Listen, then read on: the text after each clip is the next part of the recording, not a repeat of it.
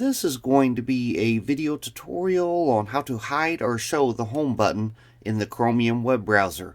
I will be using Ubuntu for this. Let me jump over to my browser here. I have the Chromium web browser opened up now. If you look up here up to the upper left hand corner, you can see I have no home button.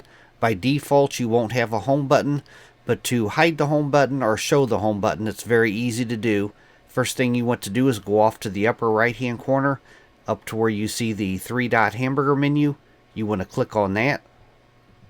Then you want to go down to where it says Settings and click on Settings.